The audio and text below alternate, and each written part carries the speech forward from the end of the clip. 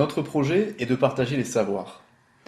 Une des démarches originales du groupe ECAV pour ce partage est celle des instructions au sosie.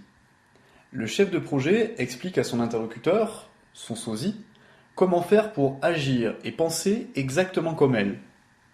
Elle dit à son sosie, tu fais ceci, tu fais cela. Le sosie demande des explications quand il ne comprend pas bien ce qu'il a à faire.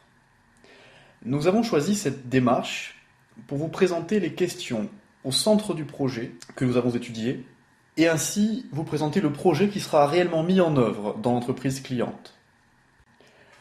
Un journaliste vient m'interroger pour me demander ce que tu as appris de cette formation pour la mise en place du projet dans ton entreprise.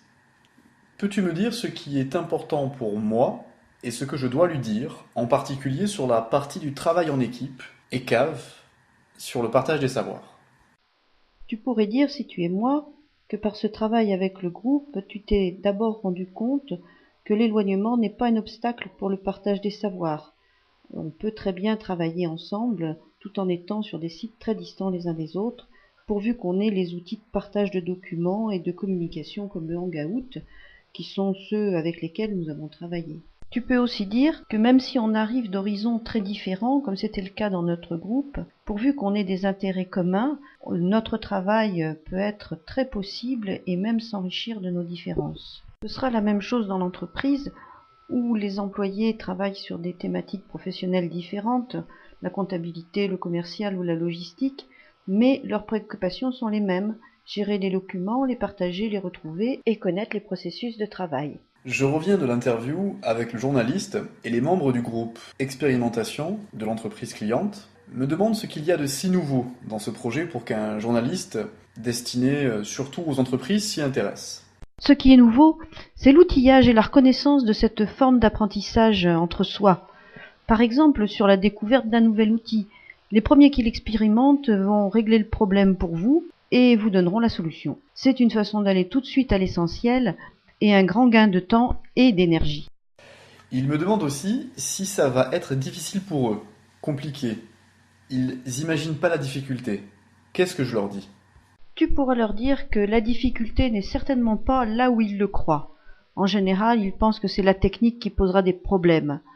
Mais en fait, avec l'accompagnement qui est prévu et la formation, l'entraide, il n'y aura pas de problème du côté de la technique. Pas de souci non plus du côté des connaissances.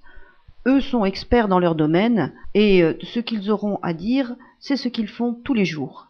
Par contre, c'est pour partager leur savoir qu'il y aura sûrement des difficultés. En tant qu'experts, les choses leur paraissent évidentes et ils ne s'imaginent pas qu'ils aient à l'expliquer aux autres. La difficulté, ce sera d'apprendre à dire aux autres ce qui pour eux va de soi. Pour ce qui est de l'écrit, les idées sont jetées sur un brouillon, et sur un brouillon, on peut écrire un peu n'importe comment. Puisque le document est collaboratif, il se trouvera bien un expert du français qui viendra corriger l'ensemble. Et seulement après, le texte sera transféré sur un autre type de document pour être rangé à sa place. S'ils me demandent, le groupe ECAV continuera-t-il à travailler avec nous après la fin du projet, partage des savoirs, mené dans le cadre du MOOC?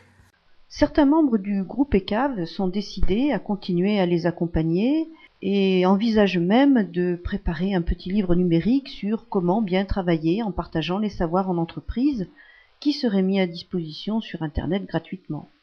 Qu'est-ce que je peux leur dire en une phrase pour les encourager au partage des savoirs dans l'entreprise? Les encourager. Pour tout dire, tu n'auras pas besoin de les encourager, ils sont déjà prêts à démarrer l'aventure. En conclusion, on pourrait dire, pour le confort de travail de chacun, partageons nos savoirs.